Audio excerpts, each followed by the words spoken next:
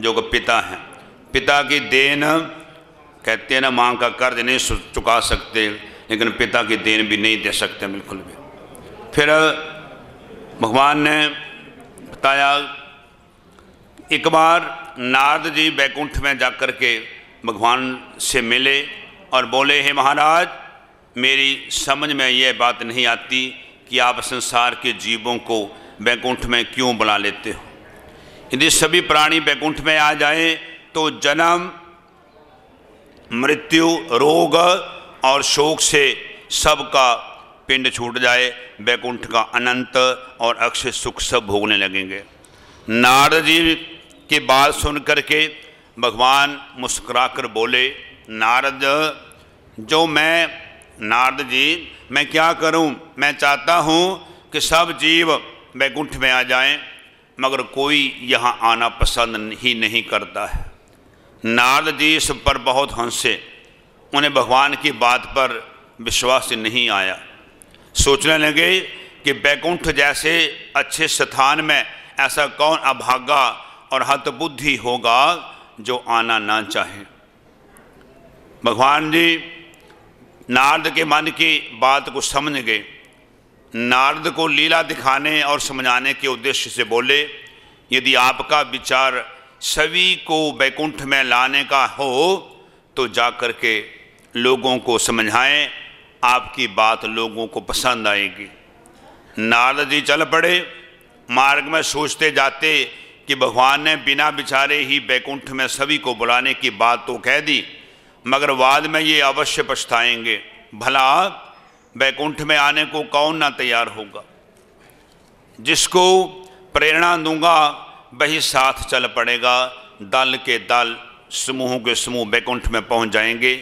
सभी प्राणियों का स्थान पाना भी कठिन हो जाएगा। इसी तरह विचारते विचारते नारद जी मनुष्य लोक में आ पहुँचे और एक नगर में पहुँच करके इधर उधर भ्रमण करने लगे। चलते फिरते उन्हें एक ऐसा युवक मिला जो आकृति से शरीर से कुछ खिन्न सा दिखाई देता था। नारद जी ने उसका हाल चाल पूछा। पूछने में पता चला कि वह कई वर्षों से परीक्षा में असफल होता आ रहा है, इसलिए बड़ा दुखी है।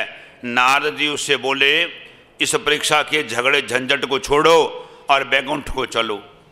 मगर उसने कहा कि पहले परीक्षा में सफल हो लूँ फिर चलूँगा। उसे छोड़ करके नारद जी अब आगे बढ़े तो उन्होंने एक दूसरा युवक उन्हें मिला। इससे बात करने पर पता चला उसकी दूसरे युवक से होड़ चल रही है कि पहले कौन अधिक कमाता है। इस होड़ के समाप्त होने पर ही बैकुंठ जाने की बात हो सकती है। आगे चल करके नारद जी ने एक तीसरे युवक से यही बात कही। वह पत्नी की मृत्यु के कारण बहुत दुखी था। उस शोकग्रस्त युवक को बैकुंठ में जाकर के सुखी होने की बात कही।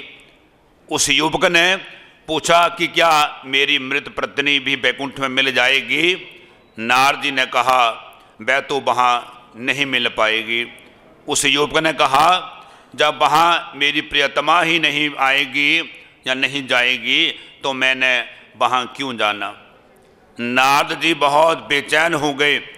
जल्दी जल्दी वे कुछ दूसरे लोगों से मिले। मिलते मिलते वे हजारों लाखों लोगों से मिले। बैकुंठ में जाने को कोई तैयार नहीं हुआ। थक हार कर वे एक बूढ़े व्यक्ति के पास पहुँचे। वह बूढ़ा पुत्र पौत्र नातियों से और धन धान्य से संपन्न था। अवस्था भी बहुत हो चुकी थी। शरीर भी बूढ़ा हो गया था। शरीर रोगों से ग्रस्त हो चुका था। उस जर्जर शरीर के ढांचे को वह ढो रहा था। जीवन भी आनंद रहित हो रहा था। नारद जी ने सोचा, शायद ये बूढ़ा बैकुंठ जाने को तैयार हो जाए। नारद जी ने उसे बैकुंठ में चलने की बात की। बूढ़े ने कहा, महाराज अभी कुछ दिन ठहरें, प्रपौत्र की बहू के बच्चा होने वाला है। जरा बच्चे का मुंह देख लूँ, एक बार उसे गोद में बिठा लूँ, फिर चलूँगा। नारद जी ने सोचा, चलो बूढ़ा चलने की बात तो कर रहा है। बहुत लोकों में घूमते घूमते कुछ समय बाद नारद जी पुनः उस बूढ़े के पास पहुंच गए। इस समय वह मर करके कुत्ते की योनि में चला गया था और वह बूढ़ा एक कुत्ते की योनि में घर की दहलीज पर बैठा रहता। घर वाले कभी लकड़ी से कभी ईंट से उसका सत्कार भी कर देते। भोजन की थाली में जो बकाया पड़ा रहता उसको डाल देते। बहुत दुर्दशा का जीवन था। नारद जी ने कहा, ऐ बूढ़े, अब तो कुत्ते की योनि में पड़ गए हो, तुम्हें कोई खाने को भी नहीं पूछता, चलो बैकुंठ को ले चलूं। उस बूढ़े कुत्ते ने कहा कि मैं यहाँ इस घर की चौकसी कर रहा हूँ, जब कोई दूसरा प्रबंध हो जाएगा तो चल पड़ूंगा, तभी कुछ दिन और ठहरो कहता। नारद जी ने कहा, भला आपके जीवन में भी कोई सुख है? लकड़ी और ईंट से तो घर वाले आपकी पूजा करते हैं, जो बचता है डाल देते हैं, उससे बैकुंठ का सुख बहुत अच्छा है। उस बूढ़े रूपी कुत्ते ने कहा कि यहाँ मैं अपने परिवार वालों के सामने तो हूँ, इन्हें देख करके मेरे मन को संतोष होता है। क्या हुआ यदि मुझे ये लोग कभी कभी ईंट लकड़ी से मार देते हैं तो मेरे अपने लोग। नारद जी उस बूढ़े कुत्ते के तर्क से दंग रह गए। वहाँ से जाकर के फिर इधर उधर घूमने लग पड़े। घूमते घूमते फिर वहाँ पर आए। बूढ़े राम कुत्ते के चोले को छोड़ करके कौवे के रूप में जा चुके थे। घर के द्वार पर एक नीम का पेड़ था, उसी पर बैठे बैठे काँव काँव काँव करते रहते। नारद जी ने उस कौवे से कहा, अब तो कौवे की योनि में भी पड़ा पड़े, चलो बैकुंठ को ले चलो। कौवे ने कहा, मैंने बैकुंठ से क्या लेना है? जब वृक्ष से नीचे उतर करके आंगन में आता हूँ तो प्रपौत्र का पुत्र मुझे पकड़ करके दौड़ता है, मेरे को पकड़ने के लिए दौड़ा करता है, तो मुझे बहुत अच्छा लगता है। उसका दौड़ना मुझे आनंद देता है। उसके हाथ की कोई भी वस्तु उठा करके ले जाता हूँ, मुझे अच्छा लगता है। नारद जी निराश होकर फिर चल गए और अब की बार जब लौट कर आए तो क्या देखते हैं कि मैं कौवे के रूप वाला बूढ़ा अब नाली का कीड़ा बन करके जीवन व्यतीत कर रहा है। नारद जी ने कहा कि बूढ़े नाली में पड़े हुए दुख बोल रहे हो, चलो अब बैकुंठ ले चलो, इस दुख से अच्छा तो वहाँ का सुख है। उस बूढ़े रूपी कीड़े ने कहा कि मैंने घर की नाली को इस प्रकार कभी नहीं देखा था, अब अच्छी तरह देख रहा हूँ, कुछ समय ठहरो, इस सुख से तृप्त हो लूँ, फिर चलूँगा। नारद जी ने सोचा बस इसी बार और देख लें, शायद यह चला चले। अतः कुछ दिन के बाद वे पुनः आए तो नाली के कीड़े ने अब सांप का रूप ले लिया था। वह सांप घर में गड़े हुए धन पर पलटी मार करके बैठा हुआ था। नारद जी ने पूछा, सुनाओ बूढ़े सरब, अब क्या हाल है? अब भी बैकुंठ में जाने की इच्छा है या नहीं? उस बूढ़े रूपी सांप ने कहा कि बुजुर्गों की इस दौलत की रक्षा कर रहा हूँ, जब तक इसको कोई संभालने वाला नहीं आता तब तक मैंने नहीं जाना। जब तक यहाँ बैठा हूँ किसी दूसरे को हाथ नहीं लगाने दूंगा। नारद जी निराश होकर बैकुंठ में भगवान के पास पहुँच गए। जाकर कहने लगे, प्रभु हे भगवान, संसार की माया में मनुष्य फंसा हुआ है, कोई भी व्यक्ति बैकुंठ में आने को तैयार नहीं। मोह माया में फंसा जीव इससे छुटकारा पाना नहीं चाहता। मृत्यु के समीप पहुंचा व्यक्ति भी इस मोह जाल से निकलने को तैयार नहीं है। आज संसार की यही स्थिति है और इसी चक्कर में फंसा हुआ जीव नरक यातनाओं को भोग रहा है। वास्तव में यही एक नारकीय जीवन है। तो भाई आज हम सभी अंतिम दास में एकत्रित हैं जो एक पिता हैं। मैंने पहले कहा कि पिता की देन बिल्कुल नहीं दे सकते। पिता का स्थान शास्त्रकारों ने आसमान से भी ऊंचा बताया है। कई बार बताता हूँ कि अगर धरती पर अच्छी तरह से फैलना है तो भी दो काम करिए। पहला काम, अपने ही माता का सत्कार करें, अपनी ही माँ की इज्जत किया करें, धरती पर अच्छी तरह से फैलना है। और दूसरा काम है श्री रामायण का या श्री सुखमनी साहब जी का पाठ किया करें। इन पाठों से पता चलता है कि हमने कैसे कर्म करने हैं दुनिया में आकर के, कैसे जीना है। और दूसरा काम है धरती से ऊपर उठने का। पहला काम अपने ही पिता का सत्कार किया करें, आते जाते भी उनका सत्कार किया करें। और दूसरा काम है भगवत पुराण या भागवत गीता का नियम से मनन किया करें, क्योंकि यही दो कुछ एक चीज़ें हैं जो हमें महान बनाया करती हैं।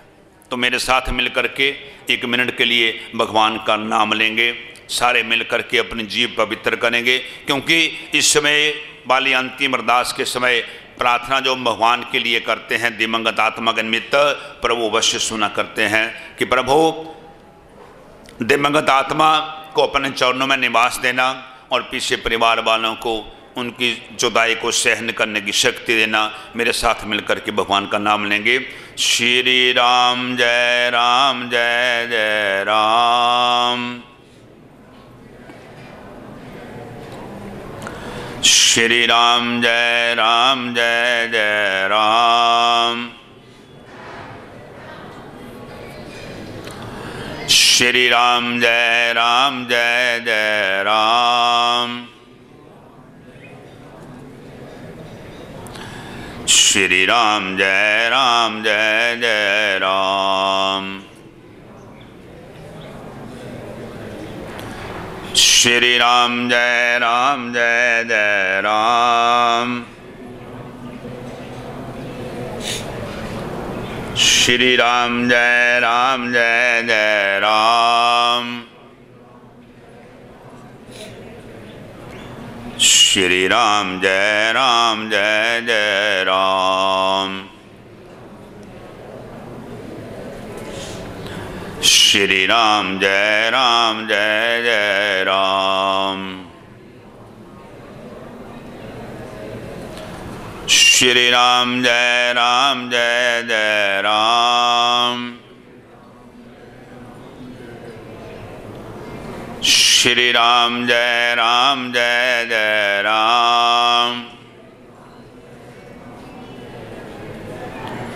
श्री राम जय राम जय जय राम। श्री राम जय राम जय जय राम। श्री राम जय राम जय जय राम। श्री राम जय राम जय जय राम। श्री राम जय राम जय जय राम। दुनिया में संसार में आए हैं ना, तो ये सब कहते हैं 3 कर्ज लेकर के बिल्कुल नहीं जाना चाहिए। पहला है देव ऋण, भगवान ने मनुष्य चोले में भेजा है, तो इसका प्रभु का ये देन हम कभी नहीं दे सकते। परमात्मा का नाम लेकर के या प्रभु का कहीं भी कोई मंदिर गुरुद्वारा साहब बनता हो उसके नाम का, तो वहाँ सेवा करके तन मन धन से हम देव ऋण से मुक्त हो सकते हैं। दूसरा ऋण होता है आचार्य ऋण, जो हमने अपने गुरुओं से सीखा है, आगे ज्ञान बांटे, इससे मुक्त हो सकते हैं। और तीसरा ऋण होता है कर्जा, जिंदगी में मातृ पितृ ऋण, माँ बाप का कर्ज हमारे सिर पर आता है। जीते जी भी, बुढ़ापे में भी और उनके जाने के बाद भी हम अपने अच्छे फर्ज निभाते जाएं, तो ही हम उस मातृ पितृ कर्ज से मुक्त हो सकते हैं। और ये तभी संभव हो सकता है अगर हमारा कोई ना कोई नियम हो, हमारा जिंदगी का जीने का कोई ना कोई नियम हो। सभी पढ़े लिखे लोग बैठे हैं, कोई हाई स्कूल तक, कोई कॉलेजों में, कोई उससे भी ऊंची यूनिवर्सिटी में पढ़े हैं, वहाँ हर विषय के पीरियड होते हैं। ऐसे ही अगर परमात्मा के नाम का भक्ति करने का पीरियड भी हम अपने ज़िंदगी में ऐड कर लें, मैं कहता हूँ काफ़ी कुछ हो सकता है। तो मेरे साथ काफ़ी कुछ प्राप्त कर सकते हैं हम लोग, क्योंकि सब काम छोड़ करके हमारे शास्त्रकार बताते हैं कि शतम विहाय भोक्तव्यम, शतम विहाय भोक्तव्यम, 100 काम छोड़ करके भी हमें भोजन करना चाहिए, क्योंकि भोजन करेंगे शरीर स्वस्थ रहेगा। शरीर स्वस्थ है, हम यात्राएं भी करेंगे, भगवान का नाम भी लेंगे, भजन बंदगी भी करेंगे, बड़ों का सत्कार, बड़ों की सेवा भी करेंगे, अच्छे कर्म भी करेंगे।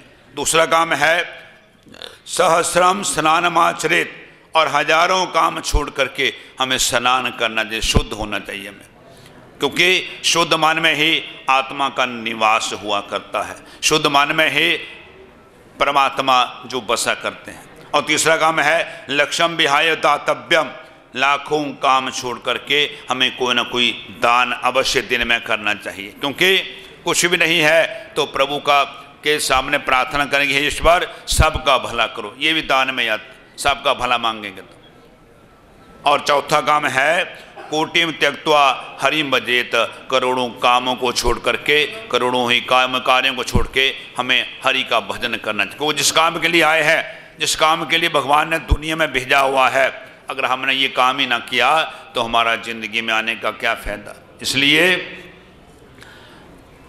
अपने परिवार को, अपने बच्चों को अच्छे संस्कार दीजिए।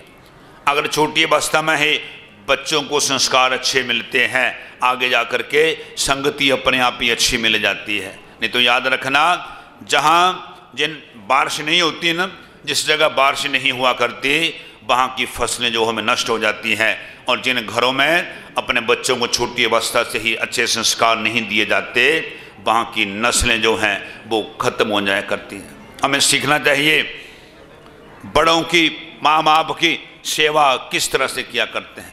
ये पूजनीय कमल किशोर जी से इनसे सीखना चाहिए हमें कि बुजुर्गों की सेवा कैसे करते हैं। माँ की सेवा इनसे बढ़ करके कोई, ये नहीं कि मुंह पर बैठे हैं तो तारीफ कर रहे हैं, सही बात है। और पिता की कभी कहते हैं ना, धन्य है वो माँ जिन्होंने ऐसे बच्चे को जन्म दिया। वो कहते हैं कि जननी जने तो भगत जन, कह दाता कह शूर, या फिर जननी बांझ रहे काहे गुआबे नूर। प्रणाम है ऐसी माँ को जिसने ऐसे बच्चे को जन्म दिया हुआ, जिसने ऐसे संस्कारी बच्चे को जन्म दिया हुआ। परिवार के साथ साथ समाज की सेवा में जुटे हुए हैं दोनों ही, पति पत्नी दोनों ही। तो परमात्मा ने गरुड़ के माध्यम से प्राणी मात्र को ये समझाया कि क्या कर्म करने से कौन सी योनि मिलती है, क्या कर्म करने से नरक की प्राप्ति होती है, क्या कर्म करने से कैसे कष्ट मिलते हैं, कौन सा कर्म करने से हमें कितनी यातनाएं झेलनी पड़ती हैं। लेकिन आखिर में 16वें अध्याय में भगवान ने गरुड़ के माध्यम से प्राणी मात्र को समझाया कि वैकुंठ की, सचखंड की, मोक्ष की प्राप्ति जो है वो किस तरह से कैसे हुआ करती है। तो प्रभु से प्रश्न किया गरुड़ ने। गरुड़ कहने लगे परमात्मा कि श्रोता मया दया सिंधु या ज्ञान जीव संस्कृति अधुना श्रोतमिच्छामि मोक्षोपायम सनातनम। परमात्मा ये बताइए कि मैंने सुना है कि जीवों का अज्ञान के कारण संसार में कहता आना जाना लगा रहता है, क्योंकि आज ये माननीय पंडित जी चले गए, कल किसी की और बारी होगी, परसों किसी और की, एक दिन ऐसे आएगा हम भी ऐसे ही फोटो में जचेंगे। इस करके जब भी किसी की अंतिम अरदास का संदेशा भी मिले तो भी आ जाए कर। आना इसलिए ज़रूरी है कि हमें याद रहे कि एक दिन हमारे साथ भी ऐसे होना है। तो शास्त्रकारों ने भी माता पिता का स्थान, ये पिता का स्थान आसमान से भी ऊंचा बताया हुआ है। महाभारत के समय जिसमें ये पांडव अज्ञातवास में निकले हुए थे ना, तो उसमें गर्मी का समय था, बड़ी प्यास लगी थी। तो देखा, सोचा कि पता कैसे लगाएं पानी कहाँ मिलेगा। युक्ति सूझी, सबसे लंबे ऊंचे पेड़ पर चढ़ गए। वहाँ देखा दूर से कोई पंछी उड़ रहे हैं, क्योंकि जहाँ पंछी उड़ते हैं वहाँ पर बस्ती जरूर होती है, और जहाँ बस्ती होगी वहाँ पर पानी अवश्य मिलेगा। सबसे छोटे गए, पानी पीने लग पड़े। पहले कहा पहले प्रश्नों का उत्तर दो, लेकिन उत्तर नहीं दिया, पानी पीने लग पड़े, वही बेहोश हो गए। फिर उससे बड़े गए, उनके साथ भी ऐसे हुआ। ऐसे तीसरे चौथे, जब पांचवें आए धर्मराज युधिष्ठिर, तो उनको भी ऐसे प्रश्न किया कि भाई ठहरो, पहले मेरे प्रश्नों का उत्तर दो। तो प्रश्न करने वाले भी थे यक्ष, कहने लगे युधिष्ठिर पहले मेरे प्रश्नों का उत्तर दे दो। कहते हाँ बोलो। प्रश्न तो ज़्यादा थे, लेकिन आज से संबंधित 4 प्रश्न थे, उसके बारे में बताता हूँ। कहने लगे ये बताओ कि आसमान से भी ऊंचा किसका स्थान है, आसमान यहाँ से कितनी दूर है। कहते हैं हाँ ये बताओ कि आसमान से भी ऊंचा कितना किसका स्थान है। और दूसरा प्रश्न किया कि सबसे बड़ा गुरु धरती में कौन है, हमारी धरती के ऊपर सबसे बड़ा गुरु कौन है। और तीसरा प्रश्न किया कि हवा कितनी तेज भागती है? कहते हाँ, हवा से भी तेज क्या भागता है। और चौथा प्रश्न किया कि तिनका कितना हल्का हुआ करता, तिनके से भी हल्की चीज़ क्या है ये? तो पहले प्रश्न का उत्तर दिया उन्होंने कि सबसे आसमान से भी ऊंचा स्थान है पिता का, पिता आसमान से भी ऊंचे हैं, हमें अच्छी बुरी अच्छाइयों की सब बताया करते हैं। और दूसरा प्रश्न था कि सबसे बड़ा गुरु कौन है? कहते हैं माँ, धरती के ऊपर सबसे बड़ा गुरु है। सो क्यों मंदा आखिए जिन जम्मे राजान, माँ सबसे बड़ा गुरु है। और तीसरा प्रश्न था हवा से भी तेज क्या भागा करता? तो उन्होंने उत्तर दिया कि हवा से भी तेज हमारा मन भागता है। आप यहाँ बैठे हैं, सोमवार है आज, सोचो पिछले सोमवार कहाँ थे, आपका मन आपको वहीं ले जाएगा। और चौथा प्रश्न था कि तिनके से भी हल्की क्या चीज़? तो कहने लगे भिक्षुक भिखारी मांगना, ये तिनके से भी वो ऐसा शख्स जो है वो, तो वो तिनके से भी भारी है। सो भाई ये सच्चाई है कि जिसकी बारी आई उसको जाना पड़ेगा, अपनी अपनी बारी का सब जो है वो इंतज़ार किया करते हैं। ओम बसो पवित्र मसीह श्रद्धान बसो पवित्र मसीह श्रद्धान देवस्तोह बसो पवित्र शतधारण शुभकम नुक्षा। सुबह कोई 7 साढ़े 7 बजे के करीब शहर में ये बात आग की तरह फैल गई कि महाराज आज सरोवर की ज़मीन के ऊपर कुछ लोगों ने कब्जा करने की कोशिश की है। सुबह ही जैसे मैं अपने अखबारों का कार्य समाप्त करके घर पहुंचा, एकदम मैंने टेलीफ़ोन, उन दिनों में बहुत कम होते थे, पंडित जी से संपर्क किया। मुझे बहुत अच्छी तरह वो दिन याद है कि उस कब्जे को हटाने के लिए जो लोग आगे आए उनमें पंडित जी और मैं और 2-4 और सबसे पहले कदम उठाने वाले हम लोग थे। उस दिन से लेके लगातार यहाँ पर जितने भी कार्य हुए, चाहे वो आज सरोवर का जो भी हम विकास कर सके या श्री राम भवन का निर्माण कर सके, उसमें पंडित जी का पूर्ण योगदान रहा। नगर कौंसिल के प्रधान के नाते भी, व्यापार मंडल के सरस्वत के नाते और प्रमुख शहरी होने के नाते भी पंडित जी ने हमेशा इसमें योगदान डाला। चाहे पंडित जी आज हमारे बीच में नहीं हैं, उनके जाने से एक सदी का अंत हो गया। मुझ कुछ दिन पहले की बात है, कमल किशोर काला जी से मेरी बात हो रही थी कि हम चाहते हैं शहर वाले, जैसे कि पिछली मीटिंग में ये फैसला हुआ था कि अयोध्या में जैसे श्री राम भगवान राम का मंदिर बना है, उसी प्रकार आज सरोवर की ज़मीन के अंदर जो ये ऊपर का स्थान है, वहाँ पर एक बहुत ही भव्य मंदिर भगवान रामचंद्र और उनके परिवार का बनना चाहिए, क्योंकि ये स्थान भगवान रामचंद्र के पूर्वजों से जुड़ा हुआ है। मैं काला जी से ये बात कर रहा था कि मैं चाहता हूँ, और शहर के सारे लोग भी चाहते हैं, कि पंडित ओम प्रकाश जी और उनके साथी जो बुज़ुर्ग हैं उनसे निवेदन किया जाए कि श्री राम मंदिर का जो नीम पत्थर है वो उनके द्वारा रखा जाए। काला जी ने मुझे कहा कि वीर जी जल्दी कर लो, उनकी तबीयत आज तक ठीक नहीं रहती। मैंने कहा कि नहीं, मुझे उम्मीद है कि पंडित जी उस दिन तक हमारे बीच में ज़रूर रहेंगे जिस दिन हम इस मंदिर का निर्माण शुरू करने जा रहे हैं। लेकिन विधि का विधान है और उसी विधान के अनुसार पंडित जी हमारे बीच में नहीं रहे हैं। सदियों तक मैंने उनके नज़दीक रहकर देखा है, नगर कौंसिल के प्रधान के तौर पर भी, उस समय के जो हाकम लोग थे उनके वो एंटी भी रहे और उनके प्रो भी रहे, पर जहाँ कहीं भी रहे पूरी तनदेही से खड़े।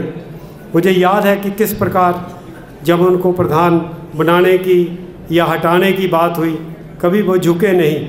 शहर के आम लोग जो थे उनसे जाकर संपर्क करते थे और हर एक के दुख सुख में मिलना आना, ये उनका एक जीवन का अंग था। चाहे पंडित जी आज हमारे बीच नहीं हैं, पर मैं ये बात फ़ख्र से कहना चाहता हूँ कि चाहे शारीरिक तौर पर वो हमारे बीच में नहीं, पर वो आज भी हमारे बीच में हैं। कुछ दिन जब दशहरा कमेटी के द्वारा, पिछली दशहरा कमेटी के द्वारा शायद दशहरा मनाने का प्रस्ताव, ना मनाने का प्रस्ताव पास किया जा रहा था, तो काला जी एकदम आगे आए और उन्होंने कहा कि ये सदियों से चली आई परंपरा है, इसको हम किसी तरीके से भी समाप्त नहीं होने देंगे।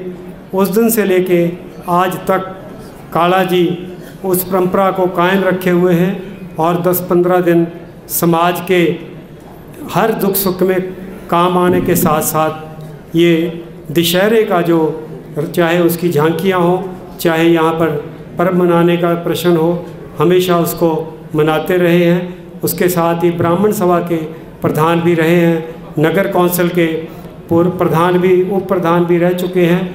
मुझे बहुत प्रसन्नता है कि जो पंडित जी ने रास्ता दिखाया है उसको काला जी बखूबी से निभा रहे हैं। और एक और बात की बड़ी प्रसन्नता है कि जैसे आप इस इकट्ठ में देख सकते हैं कि समाज के किसी क्षेत्र से भी कोई ऐसा वर्ग खाली नहीं है जो आज यहाँ पर ना पहुँचा हो। ये पंडित जी द्वारा जो कार्य किए गए हैं ये उसी का प्रमाण है कि आज उनके दुख में साझा होने के लिए इतनी बड़ी संख्या में लोग यहाँ पर पहुँचे हैं। हमारे अपने लोकसभा के member Manish Tiwari ji, Pawan Diwan chairman large industry development board, Ravinder Pal ji ex mayor Chandigarh, Kulwant Singh Nagra MLA Fatehgarh Sahib, Shri Vijay Tinku ji chairman district planning board, Vineet Joshi एवं Sukhwinder Singh Goldy ji BJP leaders, Bhajan Singh Shergill ji, Shri Harpal Singh Desumajra ji, Harinder Hans ji Chandigarh, Gurpratap Singh ji Patiala, Randhir Singh Jhungian, Yogi Ramnath Mangalnath Dera, bar association district Mohali के सभी मेंबरान, Mrs Jaspreet Kaur Longia president municipal council Kharar एवं खरड़ नगर कौंसिल के सभी सदस्य, Parminder Singh Sona ji, Rajesh Kalia Kurali, BJP leader Khushwant Rai Giga ji, Mrs Swaranjit Kaur president महिला कांग्रेस जिला Mohali, Sukhwant Singh vice chairman market committee Kharar, all officers and staff members municipal council Kharar, व्यापार मंडल प्रेसिडेंट अशोक शर्मा एवं ऑल मेंबर्स ऑफ व्यापार मंडल committee, Shri Harinder Pal Billa ji ex president municipal council Mohali, Rajinder Arora ji Mullanpur, Jora Singh Bhullar, Sohan Singh प्रधान CTU, GS Dhanoa principal Khalsa school, Avtar Singh Gill ji, Swaran Singh Bagga ex chairman, all members of journalist association Kharar, Jeeti Patiala ji, Yogvinder Singh Kang ji, HS Mavi ji. इसके अतिरिक्त बहुत बड़ी संख्या में कांग्रेस पार्टी, BJP, अकाली दल और व्यापार मंडल सामाजिक संस्थाओं के सभी सदस्य यहाँ पर पहुँचे हैं इस परिवार से दुख साझा करने के लिए और इसके साथ ही अपनी संवेदना प्रकट करने के लिए। समय को ध्यान पे रखते हुए मैं आप सभी वक्ताओं से ये निवेदन करूँगा कि कृपया बहुत संक्षेप में ही वो पंडित जी को श्रद्धा सुमन अर्पण करें, क्योंकि समय के ऊपर ही हम चाहते हैं कि समागम की समाप्ति हो। सबसे पहले मैं रिक्वेस्ट करूंगा श्री यादविंदर सिंह कंग। स्वर्गीय पंडित ओम प्रकाश जी मैं ज़्यादा लंबी गल करा तो खास करके साढ़े खरड़ दे साथी आस-पास दे हलके दे सारे साथी लीडर साहबान नूं जिवें सूरज नूं दीवा दिखाने वाली गल होएगी। जे साढ़े खरड़ विधान सभा दे साढ़े मोहाली रोपड़ जिले दे सब तो सीनियर पुराने मन्ने परमन्ने कांग्रेसी स्वर्गीय पंडित ओम प्रकाश जी। मैनू हुण भी याद है, मैं मेरा ख्याल स्कूल च पढ़दा सी, पंडित जी का पिंड रुड़की खाम जो कि 92 तो साडी विधान सभा मोरिंडा फिर खरड़ विच पैंदा है। सरदार बेअंत सिंह जी, स्वर्गीय सरदार बेअंत सिंह जी मुख्यमंत्री हुंदे सी ते थोड़े दास सेवादार सरदार जगमोहन सिंह कंग उदों उन्हां नाल मंत्री सी। उदों दा स्वर्गीय पंडित जी का साडा इस परिवार नाल साथ है। कुछ दिन पहला काला जी मैं असीं इकट्ठे बैठे सी तो जिक्र होया कि पंडित जी की सेहत डाउन है। मैं कहा काला जी मैनू पता नहीं लग्या, मैं 2 दिन च आऊँगा, जरूर खबर लैके जाऊँगा। अगले दिन ही काला जी का फोन आ गया कि पंडित जी पूरे हो गए। थोड़े सेवादार सरदार जगमोहन सिंह कंग जी ने भी अज पहुँचना सी, किसी जरूरी काम करके उन्होंने अर्जेंट बाहर जाना पै गया। मैं उन्होंने वालों साढ़े खरड़ हल्के की समुची कांग्रेस पार्टी की टीम वालों आए हुए सारे लीडर साहबान पतवंतियां वालों पंडित जी के चरणों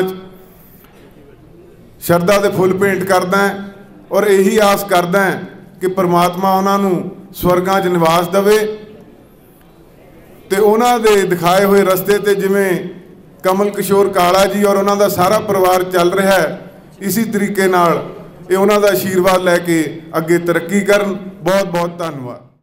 पंडित जी एक खुली किताब ने, कला साडा ही हल्का शहर नहीं, लाग पासे दे जिन्ने भी साडे डिस्ट्रिक्ट सारे शहरां दे विच पंडित जी नूं कौन नहीं जानता। पंडित जी वो शख्सियत सी जिहड़े कि छोटे बड़े हर एक दे काम दे विच आउण वाले, हर एक नूं प्यार देण वाले वो एक शख्स सी। अज काले नूं ही घाटा नहीं पिया, अज इस परिवार नूं घाटा नहीं पिया, अज मैं कहाँ पूरे शहर निवासियों नूं घाटा पिया कि सब दा ही पिता जड़ा अज उन्हां दे सिर तो उपर पंडित जी के रूप दे विच उठ गया। पंडित जी दीयां गल्लां करन नूं ते बहुत ने। मेरा वाह उन्हां दे नाल जदों मेरा ख्याल 94-95 जो असी कौंसल की इलैक्शन लड़ी सी, बिल्ला जी का नाम लिता गया कि हुणे बैठे हुए ने इत्थे प्रधान सीगे। उस वक्त असी जिस टाइम सारी कौंसल जीती सी, जित के सब तो पहला पंडित जी दे कोल आशीर्वाद लैण वास्ते आए सी कि मोहाली दे विच पहली कौंसल जीती है और उन्हां दा आशीर्वाद हमेशा साडे सिरां दे उपर रहा। मैं ज़्यादा वक्त नहीं लैंदी, उन्हां वास्ते तां जिन्नियां गल्लां करी जाइए उन्नियां थोड़ियां ने। मैं तो पहले ही कहते एक युग बीत गया। उस दिन भी गल हो रही सी संस्कार दे उपर कि कांग्रेस पार्टी का थम जिहड़ा कि वो सदिया तो चले आए सीगे वो डिग गया। पर मैं एक गल सारे अपने वीरां भैणां नूं खास करके काले दे नाल एक गल जरूरी, कमल किशोर नूं असीं काला ही कहने आ सारे, एक गल जरूर कहूँगी कि छोटे वीर बच्चों वर्गा यह वीर है, छोटा बच्चा है कि असी तेरे नाल खड़े हैं। ये सारी जिन्नी भी कांग्रेस पार्टी जां होर भी सारियां पार्टियां वाले इत्थे मैं देखिया सारे वीर आए ने, सब तुहाडे नाल खड़े ने। और अज असी एक प्रण जरूर करिए कि उन्हां दे पाए हुए पूरनियां दे उपर चलीए और जिहड़ी सेवा हैगी है इस तरह ही असी करते रहिए और उन्हां दा नाम इस तरह ही अमर करते रहिए। अंत दे विच मैं अपने वालों अपने मेरे साथी नाल आए ने, उन्हां वालों उस परमात्मा दे अगे अरदास करदी हाँ कि उस विछड़ी हुई आत्मा नूं अपने चरनां 'च निवास देना, सानू सारिਆਂ ਨੂੰ पाना मनन दा बल बख्शना और असी मैं हमेशा काले तुहाडे नाल ही खड़े हाँ और नाल ही खड़े रहांगे। वाहिगुरू जी का खालसा, वाहिगुरू जी की फतेह। गरुड़ पुराण जी की हजूरी विच जुड़ बैठी साध संगत जी फतेह अर्ज करदा। वाहिगुरू जी का खालसा, वाहिगुरू जी की फतेह। कल्ले आवे नानका सदे उठे जाहे दे महावाक अनुसार बहुत ही सत्कारयोग शख्सियत पंडित ओम प्रकाश जी आपां सारिਆਂ ਨੂੰ अलविदा कह गए ने। इंसान दी जो कमाई हुंदी है कहंदे ने वो उन्हां दे जाण तो बाद पता लगदा है। मैनू लगभग इत्थे पहुंचिया नूं 1 घंटा हो गया ते संगत दी लाइन नहीं टुटी। ਜਿਹੜਾ ਕਿ ਆਪਾਂ ਸਾਰੇ ਜਾਣਦੇ ਹਾਂ ਵੀ ਇਹ ਉਹਨਾਂ ਦੇ ਅਸੂਲਾਂ ਦੇ ਖਾਤਰ, ਉਹਨਾਂ ਦੇ ਜੋ ਜੀਵਨ ਦੇ ਵਿੱਚ ਜਿਸ ਤਰ੍ਹਾਂ ਉਹਨਾਂ ਨੇ ਆਪਦੀ ਜ਼ਿੰਦਗੀ ਜਿਉਈ, ਇਹ ਉਸ ਦਾ ਪ੍ਰਭਾਵ ਹੈ ਕਿ ਉਹਨਾਂ ਨੇ ਹਰ ਇੱਕ ਉਮਰ ਦੇ ਸ਼ਖਸ, ਚਾਹੇ ਕੋਈ ਬੱਚਾ, ਭਰਾ, ਬਜ਼ੁਰਗ, ਮਾਤਾਵਾਂ, ਭੈਣਾਂ, ਸਭ ਦੇ ਨਾਲ ਉਹ ਸਦਾ ਇਹ ਖੜਨ ਵਾਲਾ ਪਰਿਵਾਰ ਹੈ। ਸਾਡੇ ਵੱਡੇ ਵੀਰ ਸਤਿਕਾਰਯੋਗ ਕਮਲ ਕਿਸ਼ੋਰ ਜੀ, ਜਿਨ੍ਹਾਂ ਨੂੰ ਆਪਾਂ ਸਾਰੇ ਪਿਆਰ ਨਾਲ ਕਾਲਾ ਜੀ ਕਹਿੰਦੇ ਆ। ਮੈਂ ਬਹੁਤਾ ਸਮਾਂ ਨਾ ਲੈਂਦਾ ਹੋਇਆ ਇਹੀ ਕਹਿਣਾ ਚਾਹੂੰਗਾ ਕਿ ਦਿਨ ਪਰ ਰਾਤ ਇਹਨਾਂ ਦੇ ਨਾਲ ਅਸੀਂ ਮੋਢਾ ਨਾਲ ਮੋਢਾ ਲਾ ਕੇ ਖੜ੍ਹੇ ਹਾਂ। ਮੇਰੇ ਨਾਨਾ ਜੀ ਸਵਰਗੀ ਸਰਦਾਰ ਬਚਿੱਤਰ ਸਿੰਘ ਜੀ ਪਡਿਆਲਾ ਅਤੇ ਮਾਮਾ ਜੀ ਰਾਜਵੀਰ ਸਿੰਘ ਜੀ ਪਡਿਆਲਾ, ਉਹਨਾਂ ਦੀਆਂ ਇਸ ਪਰਿਵਾਰ ਦੇ ਨਾਲ ਬਹੁਤ ਪੁਰਾਣੀਆਂ ਅਤੇ ਡੂੰਘੀਆਂ ਸਾਂਝਾਂ ਸੀ, ਜਿਸ ਨੂੰ ਕਿ ਅੱਗੇ ਅਸੀਂ ਉਸੇ ਤਰ੍ਹਾਂ ਨਿਭਾਉਂਦੇ ਰਹਾਂਗੇ। ਅਤੇ ਪਰਮਾਤਮਾ ਦੇ ਚਰਨਾਂ ਦੇ ਵਿੱਚ ਵੀ ਅਰਦਾਸ ਕਰਦੇ ਹਾਂ ਕਿ ਪੰਡਿਤ ਓਮ ਪ੍ਰਕਾਸ਼ ਜੀ ਨੂੰ 84 ਲੱਖ ਜੂਨੀ ਤੋਂ ਮੁਕਤ ਕਰਨ ਅਤੇ ਆਪਦੇ ਚਰਨਾਂ ਦੇ ਵਿੱਚ ਨਿਵਾਸ ਬਖਸ਼ਣ। ਬਹੁਤ ਹੀ ਸਤਿਕਾਰਯੋਗ ਸ਼ਖਸੀਅਤਾਂ ਇੱਥੇ ਪਹੁੰਚੀਆਂ ਨੇ, ਸਮੇਂ ਦੀ ਘਾਟ ਕਰਕੇ ਇੰਨਾ ਹੀ ਕਹਿਣਾ ਚਾਹੂੰਗਾ। ਅਤੇ ਪਰਮਾਤਮਾ ਪਰਿਵਾਰ ਨੂੰ ਵੀ ਪਹਾੜਾਂ ਬੰਨਣ ਦਾ ਬਲ ਬਖਸ਼ੇ। ਵਾਹਿਗੁਰੂ ਜੀ ਕਾ ਖਾਲਸਾ, ਵਾਹਿਗੁਰੂ ਜੀ ਕੀ ਫਤਿਹ। ਸਤਿਕਾਰਯੋਗ ਪੰਡਿਤ ਓਮ ਪ੍ਰਕਾਸ਼ ਜੀ ਲਈ ਆਪਣੀ ਸ਼ਰਧਾ, ਪਿਆਰ ਅਤੇ ਸਤਿਕਾਰ ਲੈ ਕੇ ਜੁੜੇ ਭੈਣੋ ਭਰਾਵੋ, ਅੱਜ ਅਸੀਂ ਇੱਕ ਐਸੀ ਸ਼ਖਸੀਅਤ ਨੂੰ ਯਾਦ ਕਰਨ ਲਈ ਜੁੜੇ ਹਾਂ ਜਿਸ ਦਾ ਨਾਂ ਸ਼ਹਿਰ ਦੇ ਨਾਲ ਔਰ ਸ਼ਹਿਰ ਦਾ ਨਾਂ ਉਹਨਾਂ ਦੇ ਨਾਲ ਸਿਨੋਨਿਮਸ ਸੀ। ਦੁਨੀਆ ਵਿੱਚ ਬਹੁਤ ਸਾਰੇ ਰਾਜੇ ਤੇ ਬਹੁਤ ਸਾਰੇ ਰਾਜ ਹੋਏ ਨੇ, ਪਰ ਨਾ ਤਾਂ ਸਾਰਿਆਂ ਦੇ ਨਾਮ ਲੋਕਾਂ ਨੂੰ ਚੇਤੇ ਰਹਿੰਦੇ ਨੇ ਤੇ ਨਾ ਰਾਜਾਂ ਦੇ ਨਾਮ ਲੋਕਾਂ ਨੂੰ ਚੇਤੇ ਰਹਿੰਦੇ ਨੇ। ਚੁਣਿੰਦਾ ਲੋਕ ਹੋਏ ਨੇ ਜਿਨ੍ਹਾਂ ਦੇ ਨਾਮ ਸਲਤਨਤਾਂ ਨਾਲ ਜੁੜ ਜਾਂਦੇ ਨੇ ਔਰ ਸਲਤਨਤਾਂ ਦੇ ਨਾਮ ਉਹਨਾਂ ਨਾਲ ਜੁੜ ਜਾਂਦੇ ਨੇ। ਐਸੀ ਇੱਕ ਵਿਲੱਖਣ ਸ਼ਖਸੀਅਤ ਪੰਡਿਤ ਓਮ ਪ੍ਰਕਾਸ਼ ਜੀ ਦੀ ਸੀ। ਮੈਨੂੰ ਬੇਸ਼ੁਮਾਰ ਦਫਾ ਉਹਨਾਂ ਨਾਲ ਸ਼ਰਫੇ ਗੁਫ਼ਤਗੂ ਔਰ ਸ਼ਰਫੇ ਜ਼ਿਆਰਤ ਦਾ ਮੌਕਾ ਮਿਲਿਆ ਔਰ ਬਹੁਤ ਨੇੜੇ ਹੋ ਕੇ ਅਸੀਂ ਉਹ ਸਾਰਾ ਸਮਾਂ ਵਿਚਰੇ ਜਦੋਂ ਮੈਂ ਇਸ ਹਲਕੇ ਵਿੱਚੋਂ ਉਹਨਾਂ ਦੀ ਅਸ਼ੀਰਵਾਦ ਦੇ ਨਾਲ ਬਤੌਰ MLA ਮੈਨੂੰ ਸੇਵਾ ਕਰਨ ਦਾ ਮੌਕਾ ਮਿਲਿਆ। ਸਾਰੀ ਰਹਿਨੁਮਾਈ, ਸਾਰੀ ਵਿਉਂਤਬੰਦੀ, ਕਿਉਂਕਿ ਮੈਂ ਇੱਥੇ ਨਵਾਂ ਆਇਆ ਸਾਂ, ਉਹ ਸਾਰੀ ਉਹਨਾਂ ਪਾਸੋਂ ਮਿਲਦੀ ਸੀ। ਅੱਜ ਉਹ ਸਾਡੇ 'ਚ ਨਹੀਂ ਰਹੇ। ਬੜਾ ਪਿਆਰੀਆਂ ਦੋ ਸਤਰਾਂ ਨੇ ਮੁਲकुल शोरा ज़ौक़ इब्राहिम दी दो लाइना ने कि लाई हयात आए कज़ा ले चली चले, ना अपनी खुशी से आए हम ना अपनी खुशी चले। साडा समा जिंदगी दा निश्चित हुंदा है।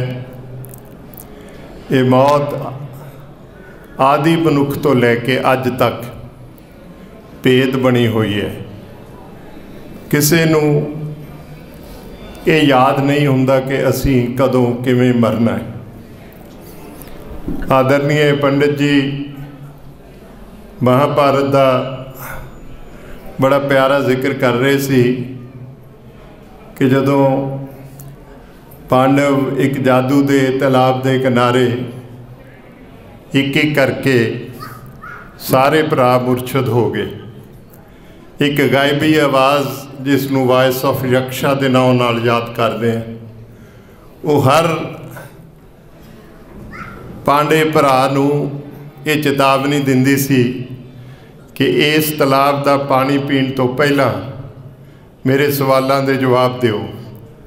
पर प्यास इन्नी प्रबल सी कि उन्होंने पहला प्यास बुझानी चाहिए, तो सारे भरा उत्थे मुरशद हो गए। तो जदों कोई भी वापस ना आया तो सब तो बाद फिर युधिष्ठिर गए। वो तालाब के किनारियां ते उन्होंने भरावां दियां लाशां पईयां सन। अर्जुन की भी लाश सी, भीम की भी लाश सी, और जिन्ने 4 भरा सन। तो जदों उन्होंने वेख्या तो फिर वही आवाज़ जिहड़ी सी वॉइस ऑफ यक्षा, उसने कहा कि हे प्यासे मनुख, प्यास बुझाउण तो पहला मेरे चंद सवालों के जवाब दे, नहीं तो तेरा भी वही हशर होएगा जो तेरे भरावां दा होया। ते जे तू मेरे सारे सवालों के सही जवाब दे दे तां ये तेरे मुरशद होए भरावां चों किसी एक नूं तू अपनी मर्जी नाल जिंदा करवा सकेगा। 4 सवाल तो पंडित जी महाराज ने तुहानू दसे ने। मैं महाभारत का अध्ययन कर रहा सी, बड़े कमाल दे वो प्रश्न हैं। वो अध्याय पढ़ने वाला है। 5वां सवाल जिसका मैं जिक्र करन जा रहा, 5वां सवाल पहले 4 के तो जवाब दिते। 5वां सवाल उस गायबी आवाज़ का ये सी, का विचित्रा, दुनिया में विचित्र की है, अद्भुत चीज़ की है। तो युधिष्ठिर ने जवाब दिता सी कि दुनिया में सब तो विचित्र गल यह है कि कोई ऐसा कंधा नहीं जिस कंधे उत्ते कदे शव ने आखिरी सफ़र ना किया होए। असी सारियां ने कंधे दिते ने, चिखा जल्दियां वेखियां ने, चुआतियां भी लाइयां हन, पर विचित्र यह है कि किसी बंदे नूं ये विश्वास नहीं आता कि मेरी भी मौत होनी है, मेरा समा भी जिहड़ा है वो आना है। असी काफ़ी देर तो इत्थे बैठे हैं। मैं बहुत सारे दुख सुख राम भवन विच जदों इत्थे सेवा कर रहे सी उदों भी आया, उस तो बाद भी दुख सुख विच शामिल होने का मौका मिलिया। पर जिस तरह ताके लंबे समय तो संगत जुड़ी हुई है, मैं समझदा जिथे पंडित ओम प्रकाश होरां दा उन्होंने जीवन काल की सेवा, उसके नाल नाल ही उन्होंने प्यारे सपुत्र कमल किशोर जिसने उस चिराग नूं, उस मशाल नूं अगे लेके तोरिया। बड़ी वड्डी विरासत है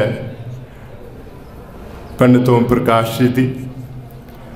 और साडे वीर शशि जी ने अज सरोवर वास्ते राम भवन और भविख विच उसारे जाने वाले राम मंदिर के शिलान्यास का जिक्र किया है।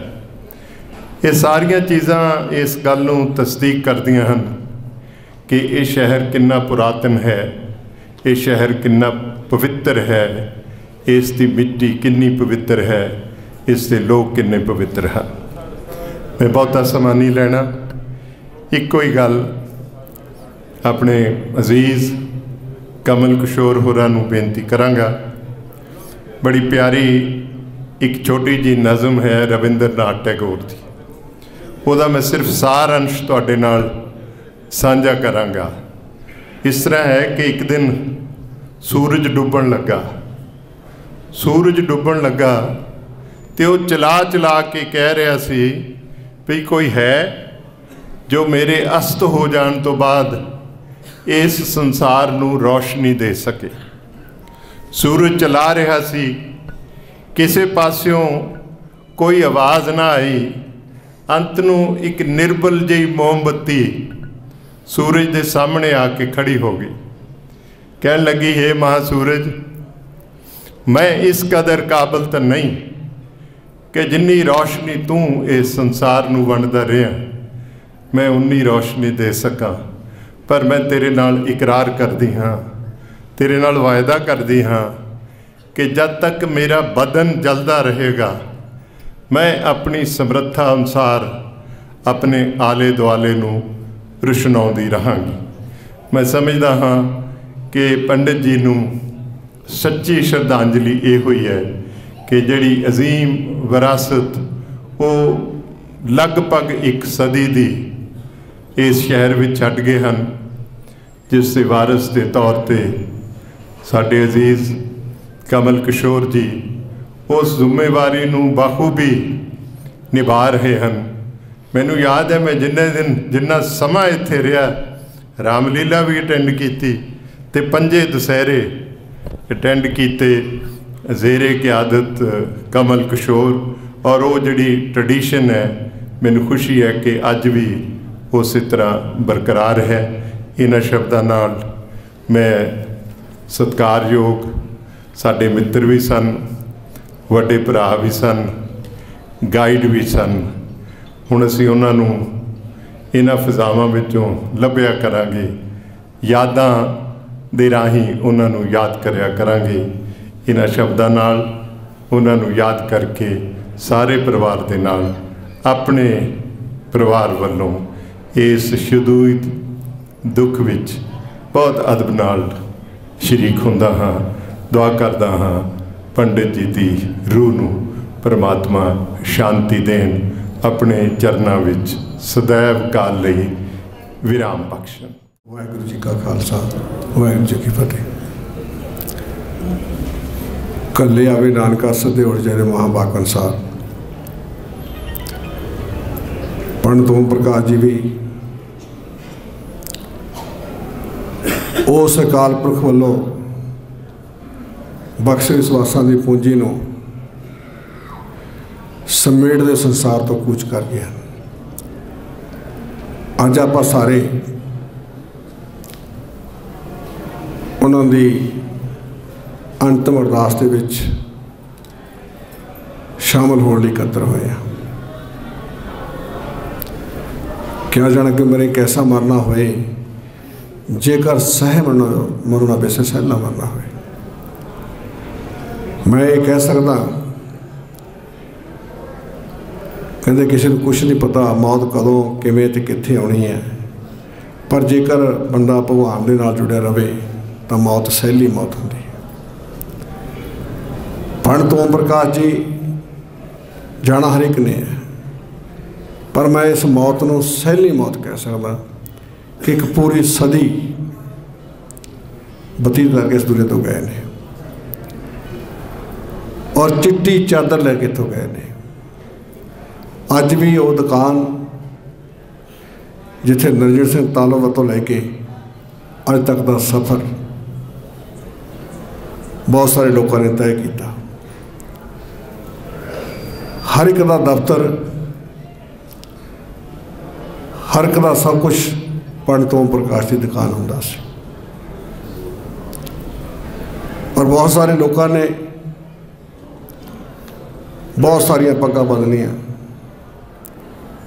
बहुत सारिया पार्टियां बदलियां, पर पंडित ओम प्रकाश मरदे दम तक स्थिर रहा, स्टैंड दे रहा, अपनी वो नेक नीति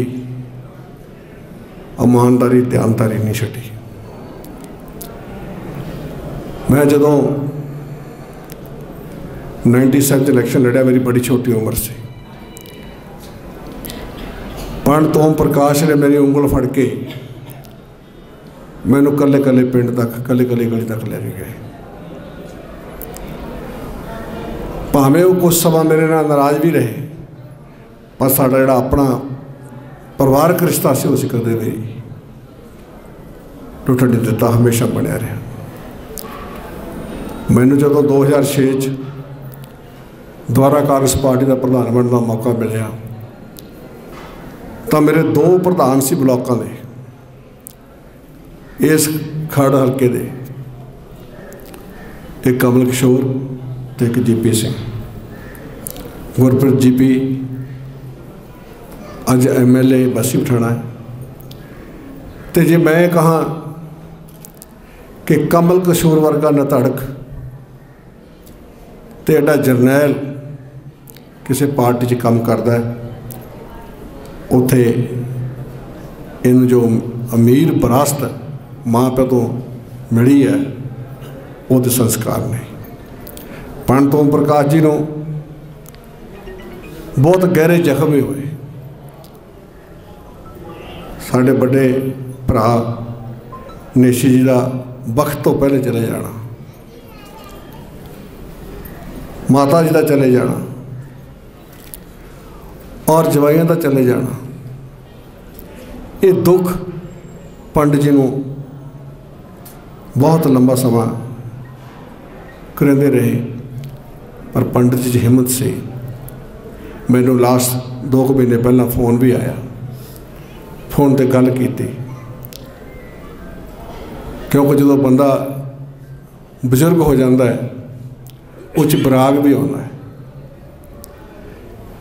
और मैं काले को उस टाइम फोन किया, मैं काले पंडित जी का थोड़ा ध्यान रखो, पंडित जी बराग च ने। काले ने जद ही इस गल पर अमल किया। मैं कहूँगा भी एक पिता बन के, एक बहुत बड़ा रितवान बन के उन्हें इस शहर के लोगों की सेवा की है। पर अज उस दुकान च उही दरवाजे ने, उही फट्टे ने लगे हुए जिहड़े अज तो 60 साल या 65 साल पहले लगे हुए सी।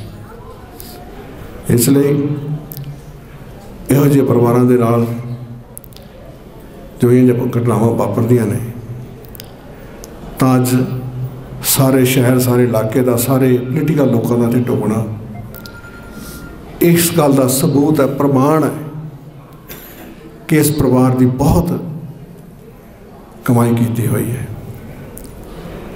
बहुत कमाई की हुई है। कल ही मैनू मेरा बेटा कहता पापा दिल्ली तो सानू एक मैसेज आया है। मैं दसो कि कहते भी जोड़े पुराने कांग्रेसी परिवार ने उन्होंने सन्मानित करना है। तो फिर भी आप लिस्टां बनानिया ने। मैं कहा बेटा तू सब तो पहला पंडित ओम प्रकाश के परिवार का नाम लिख, उस परिवार तो अगे सारिया गल्लां तुरनियां ने। उस परिवार ने जो लंबा समा सारा इस पार्टी च बिताया, सानू घट्टो घट्ट ज़्यादा नहीं सैकड़े परिवारों बारे परिवार सा किहड़े किहड़े परिवार पुराने कांग्रेसी परिवार ने।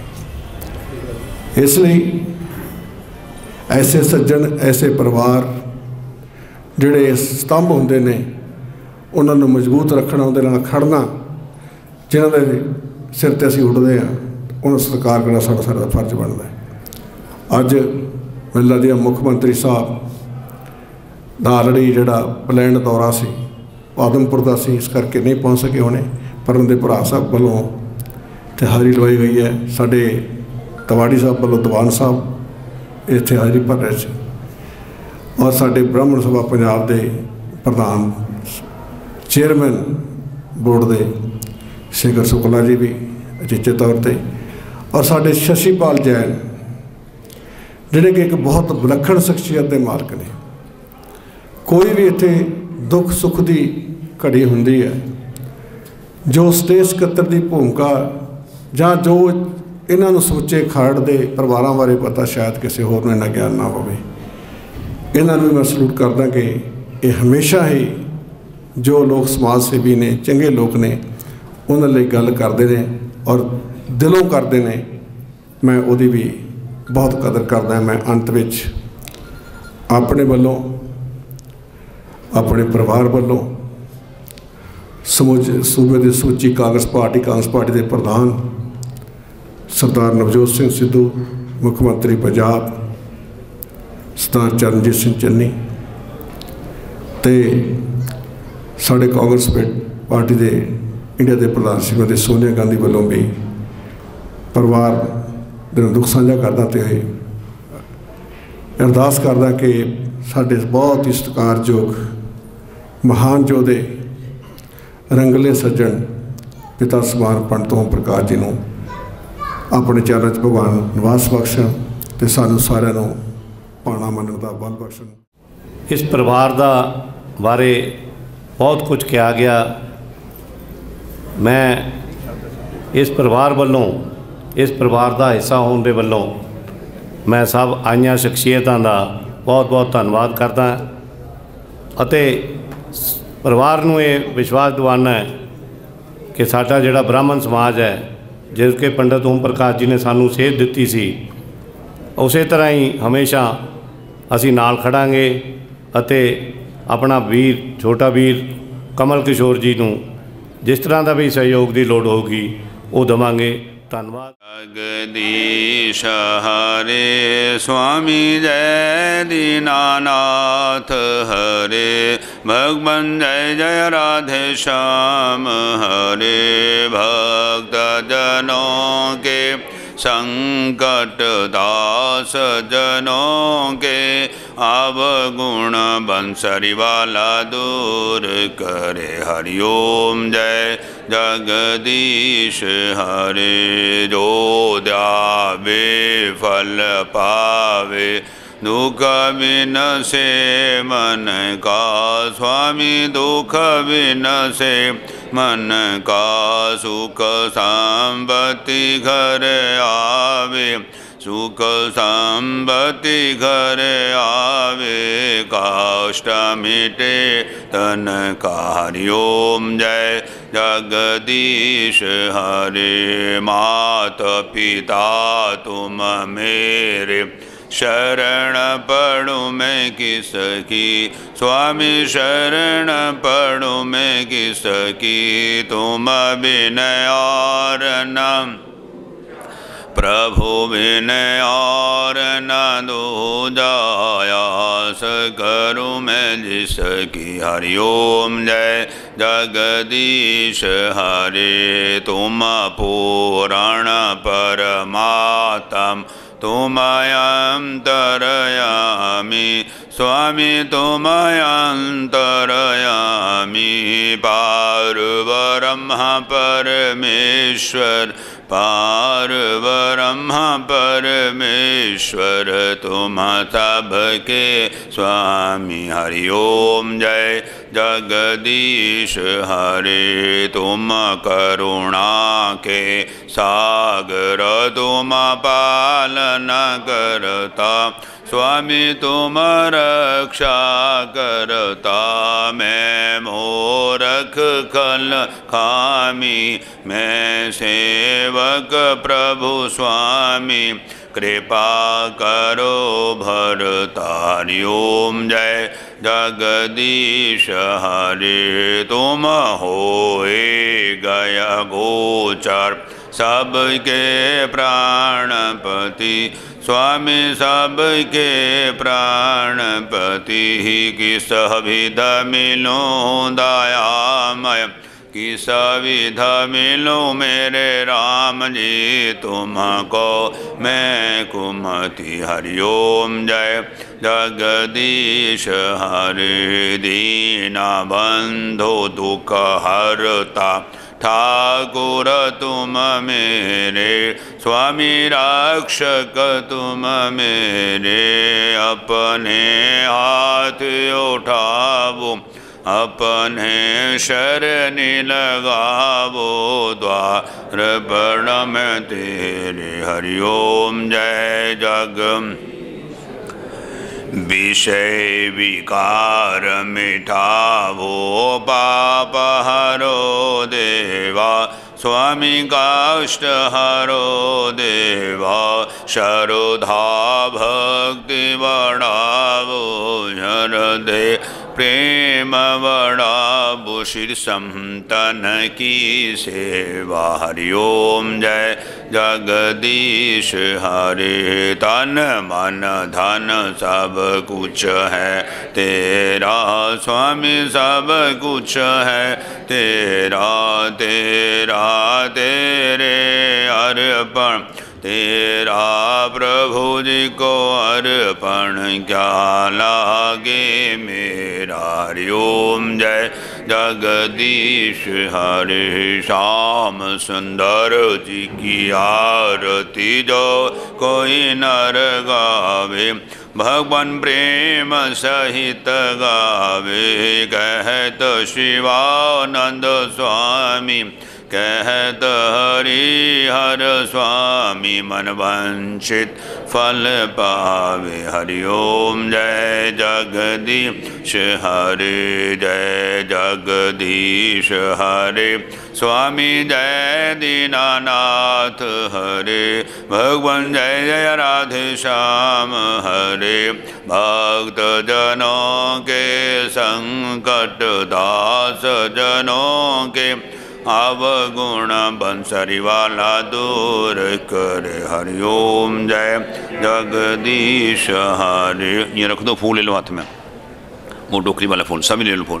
अच्युतम केशवम राम नारायणम कृष्ण दामोदरम वासुदेवम हरि। श्रीधरम माधवम गोपिका वल्लभम जानकी नायकम श्री रामचंद्रम भजे। कर्पूर गौरम करुणावतारम संसार सारम भुजगेन्द्रहारम सदा वसंतम हृदयारविंदे बभम भवानी सवितम नमामि। नीलाम्बुजश्यामलकोमलंगम सीता समारोपितवाम भागम। पाणौ महर्षयकचारुचापं नमामि रामं रघुवंशनाथं। त्वमेव माता च पिता त्वमेव, त्वमेव बन्धौ च सखा त्वमेव, त्वमेव विद्या च द्रविणं त्वमेव, त्वमेव सर्वं मम देव देव। कुछ यहाँ चढ़ा दो, कुछ यहाँ चढ़ा दो, फिर हाथ जोड़ो।